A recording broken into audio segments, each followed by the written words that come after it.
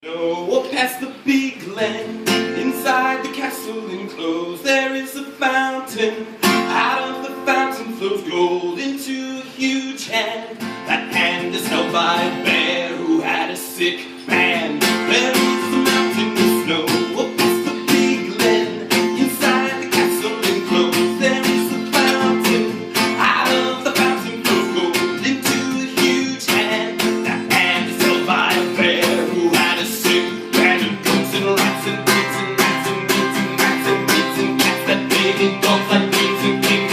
Everyone plays drums and sings a big George shot. So bees, bees, bees, little sweet cakes, mace, lakes. Ma, ma, ma, ma, ma, ma, ma, ma. Thank you. Good morning.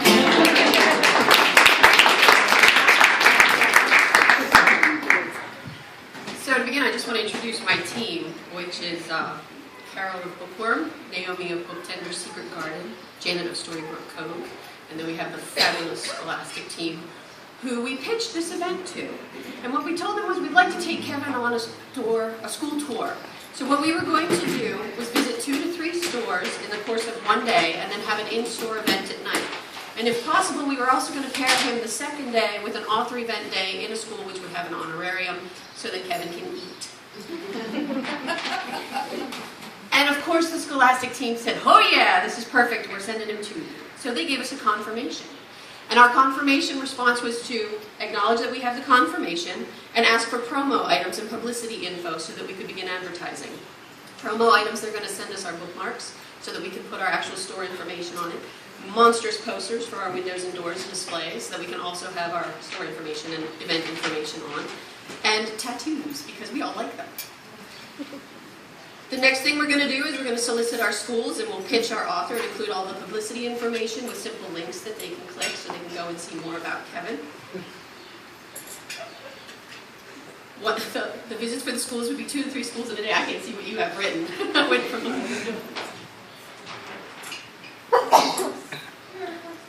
Oh yeah, we would send the pre-order forms out. So we'd solicit the schools, and then for confirming schools that signed up, we would send them a confirmation. The confirmation would include their pre-order form, which we would make. It would include suggestions for how to make a great event and our expectations to make it a great event. It would include the publicity links, the websites, the trailers, and any other information that Scholastic could give us about Kevin. Then we would begin our own advertising. We would set up our displays. We would blast our social media, our posters would be up, our flyers would be in the store, and taken to local businesses and any cross-advertising that we could do. Even if it's only an in-school event, we would send an email to let people know that Kevin was coming to town, and we could take pre-orders in the store that Kevin could sign while he was in town as well. And we would also make sure that any community bulletin boards, a lot of people have local online newspapers now, and they have bulletin boards for their school districts or their libraries that they allow you to post on, or they have a person that you just send it to and they post it for you. Those are my favorites. At the school events, we would let Kevin do his thing. And we would leave signed books in a box for the week after. When we do school events, we leave the invoice open for an entire week after the event because kids get really fired up after they meet the author and then they want to order more. So we would leave an open box of books there that are signed that they could continue to sell when kids bring in their money. At the end of a week, if they sell out of those books and need more, we would take orders at the store and we would fill those because we would have extra books at the store as well. Close it out in 1 week and send the invoice to the school. We would also leave an author handout, which Scholastic and Kevin would help us prepare, that would give activities that the teachers could do in the classroom to keep it alive. And in-store, we would have a Yeti standee, because we signed Scholastic up for everything. We would have a Yeti standee with a face cut out that people could come and get their pictures taken as the Yeti. We would have Kevin do songs, a presentation, a Q&A. He also agreed that he would be willing to come and do an illustration workshop, which would be a fee-based workshop where kids could come in and learn about illustrating with him for a couple hours. If you have a small store, you could easily do a meet and greet. We thought about if you have a big store, you have a cafe, we could do a Yeti tea party, where you could have the Yeti costume come in and have tea with the kids, or the puppets that Kevin has, which are amazing. And we also have Brian. This is Brian. Is Brian named after your brother? That's my brother. Brian's named after his brother. A Brian scavenger hunt in the store. These came from Michael's. They had a whole bunch of cryptid little animals. We all took them. Sorry, they're gone now. They are little cryptids that are all in the stories, and you could hide them in the store and do a scavenger hunt. And after you did your event, you would have a follow-up email sent to your publisher, which would include the totals of sales, include all of your pictures of all of your events, and also remind them that you're a New York Times or a Nielsen Reporting store as well. And I wanted to leave you with a sample of what one of the in-store events would be, because Kevin has designed this incredible game called Image Scrimmage. So we're going to show you what Image Scrimmage is. So in this new book, right in the beginning, when they're just like, kind of in the beginning of the book, they're all like reconvening at the cave. I'm going to set it up like that. But they play this game, because I play games with my friends. I love Pictionary, I love drawing games.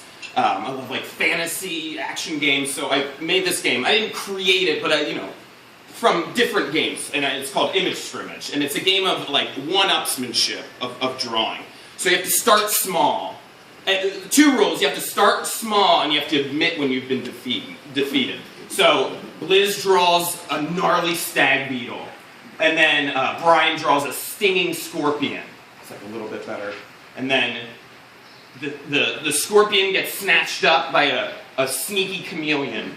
And then a pterodactyl, Brian draws a pterodactyl to swoop in and get the chameleon, so everything's getting bigger. And then a titanic T-Rex swoops in to get the pterodactyl, and then the Ultratron 40,000 comes in to get the T-Rex, so it's getting huge. Like, oh, what can beat this robot that's the size of a building?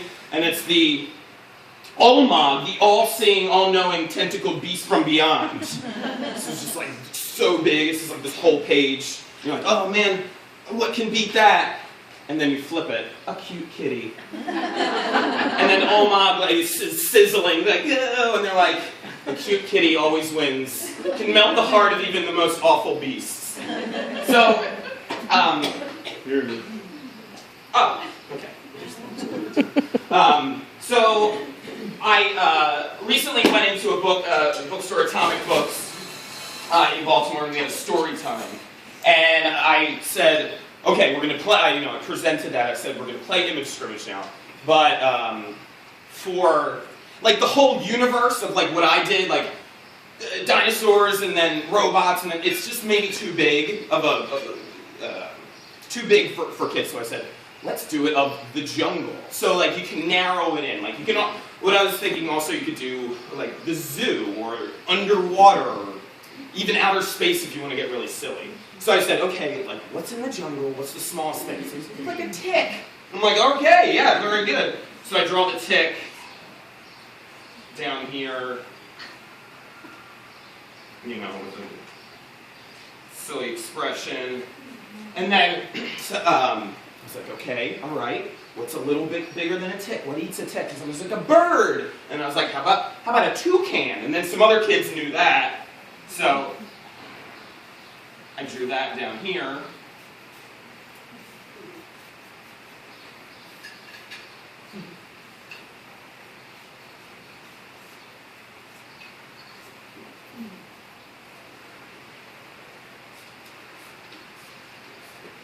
So I drew that down there. So the toucan is getting the tick. And so I said, okay, all right, what's a little bit bigger than that? They said, an alligator. I was like, wow, very good, all right. So draw the alligator right into the picture here. And these are like things that you can like leave with the store itself, or like the kids really, you can just send them home with the kids if the store is into it. And they're, so, draw this alligator.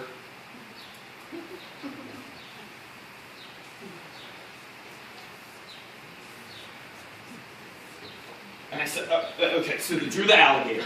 And I said, all right, what's bigger than the alligator? And someone said, a leopard. And I said, wow, very good. And then I was like this, which one's that? With the stripes, right? And they're like, no! All the kids are like, no, you're wrong. It's like, okay, thank you so much. I didn't know that one.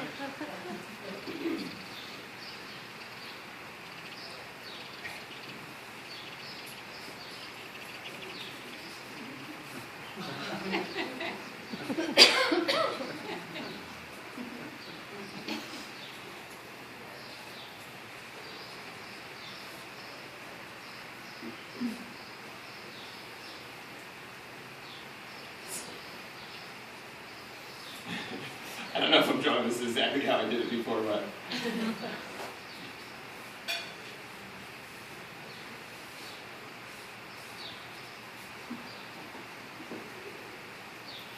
You know, so then I drew spots, and then I drew the alligator in the picture, like, oh boy.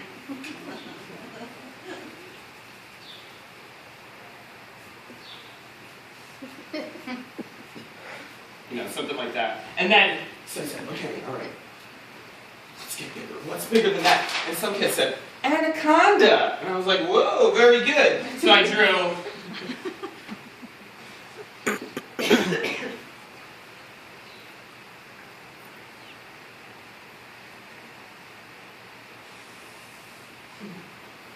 So first I drew, this is like something that you learn in Pictionary when it's an all play. You like draw the whole like scene and then like you get your partner ready and like, at the last second you like draw the teardrop and like, it's like a race to get it. I don't know if you guys play Pictionary. So I do the head and the tail. And remember this is the anaconda eating the leopard. So then I'm like this.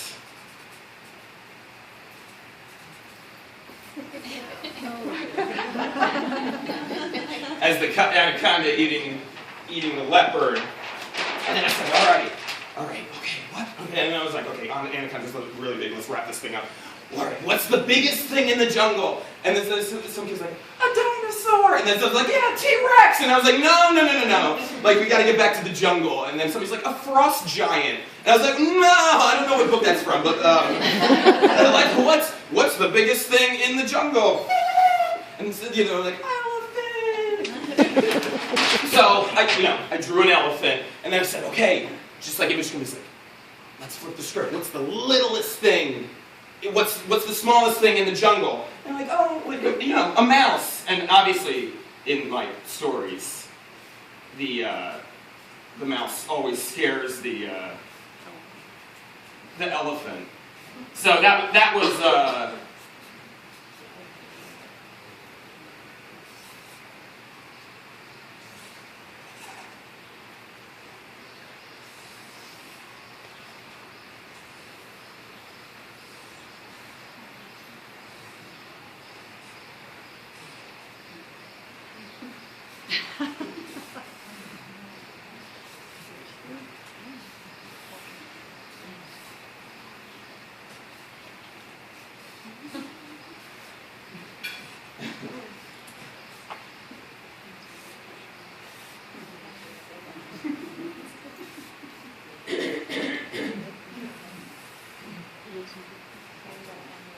All right, and then drew that, and then I gave all these pictures out to the kids, and that's what we're gonna. That's like a small event that I can do in stores. In schools, I got it locked down, but like, this isn't a band. Like, you do it story time in a school. Okay.